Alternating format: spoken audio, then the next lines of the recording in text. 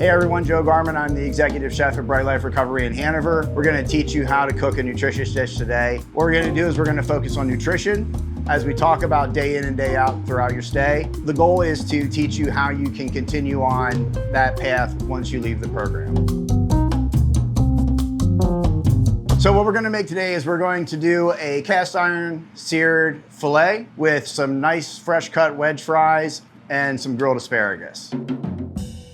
The first thing I'm going to do is I'm going to go ahead, get this steak out and season it, and we'll let it bloom and get to room temperature. We're just letting that out here. We're gonna just do some salt and pepper, kind of do it liberally, because we're gonna hit this on a really hot cast iron skillet, and we want that to get a nice crust on it. Any meat you're preparing to grill, you wanna kind of get it to room temperature.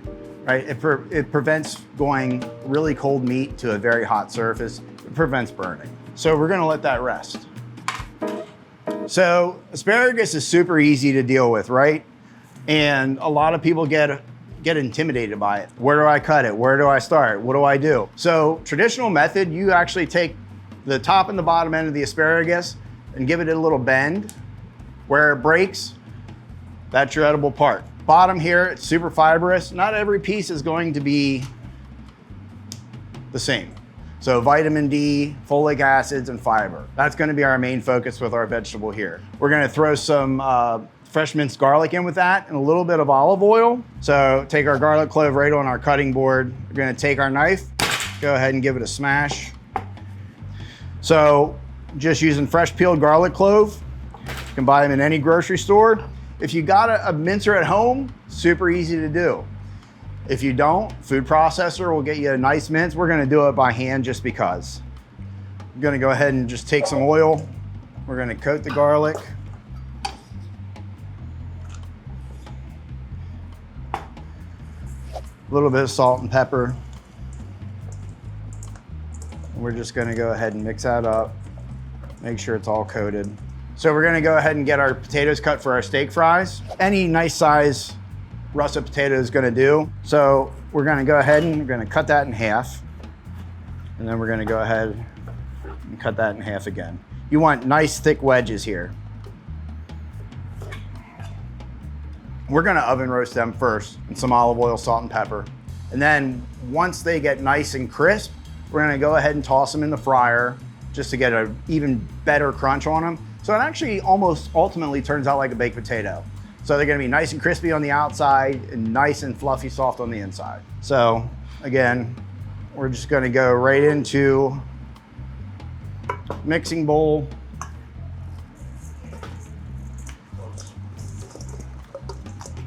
So as you can see, we got our cookie sheet here. We're gonna lay out the potatoes. We're gonna make sure they're spread out just so we can get even heat flow through there. On the cookie sheet itself, we just have your basic cooling tray, right? Cooling rack.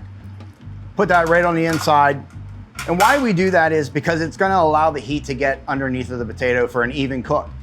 What you're risking by putting it directly onto the cookie sheet itself, you could get a real hard cook on the one side and not the other. This is also going to alleviate having to continually check, make sure you gotta flip them. So we're gonna go ahead and we're gonna just lay these out evenly on the tray.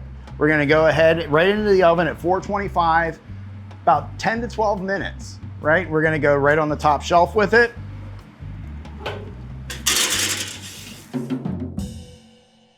So what I'm gonna do now is I'm gonna go ahead and get our cast iron skillet nice and hot. So we wanna go about medium-high heat. The oil on the cast iron is actually starting to shimmer a little bit, which is what we're looking for. We want to start to see that skillet smoke a little bit, and then we're going to go ahead and drop that filet right on there. What we're looking for is a nice crust on both sides, and we're going to aim for a medium rare, which is about 125 to 130 as we're cooking the steak. Is you can actually use the meat as your temperature guide. So we're going to look for that hard sear. But as you can see, the steak is going to start to turn colors up through the top, and that's really going to be our temperature gauge. Once we hit about midway point, we know we're going to have a nice sear on the outside, and that's when we're going to go ahead and flip. One thing you never want to do, especially to a nice piece of meat, is stick a thermometer into it, you're gonna dry it out, right? So we're gonna cook this, we're gonna let it rest till it's the temperature we're looking for. We're not gonna use a probe because we don't want any of those juices to leak out. You know, a couple different methods you can use, right? So I always utilize the fist method. So a fully clenched fist, you touch the padded part here by your thumb and your index finger. When you feel that on a fully clenched fist, that's a well done steak. Open a little bit, that's your medium well. A little bit more than that, that's your medium. Kind of start to fold your fingers out, that's your medium rare. An open hand, that's your rare. Now, if you take a look down here, right at the bottom of the steak, you can see that really starting to get a nice golden brown on the bottom. That's what we're looking at for that nice sear. So we're gonna go ahead and we're gonna flip this.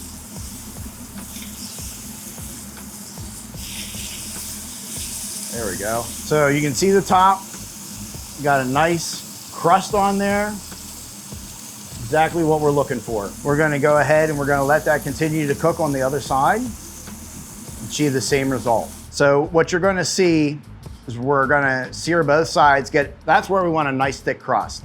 Then we're gonna go ahead and hit the sides of it, just so we got a nice well-rounded cook. It's not going to look identical to the tops and bottoms, but that's okay, that's what we're looking for. Now what we're gonna get into is our sides. We're gonna grill our asparagus right over here on the char grill. That's gonna be the last thing we do because that is super quick. We're not looking to turn them to mush. We just want a nice char on the outside of it, nice crunch to keep that crispness. And again, on the asparagus, we're just looking for a little bit of char on it. You can see as it's cooking, your asparagus is starting to get a nice vibrant green, and that's exactly what we're looking for.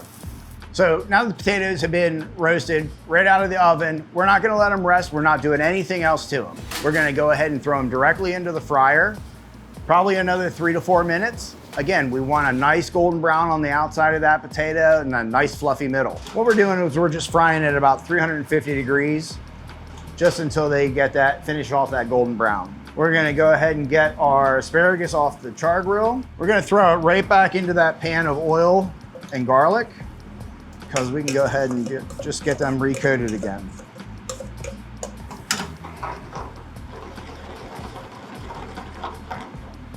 As you can see, your fries are nice and golden brown.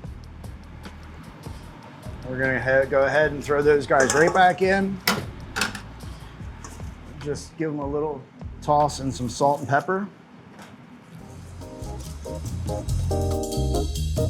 The beauty with assembling a plate, this is your blank canvas. So what we're going to do now is we're just gonna paint the canvas with our food. So we're gonna go ahead and throw just thick cut steak fries down. And we're gonna go ahead and let our fillet sit on the plate. And then we're gonna finish it off with our grilled asparagus. Once everything's on the plate, we're gonna go ahead and hit it with a little finishing salt. And now it's time to eat. All right, everybody, so thanks for tuning in. If there's anything else you would like to see us do, feel free to comment below and let us know your pick.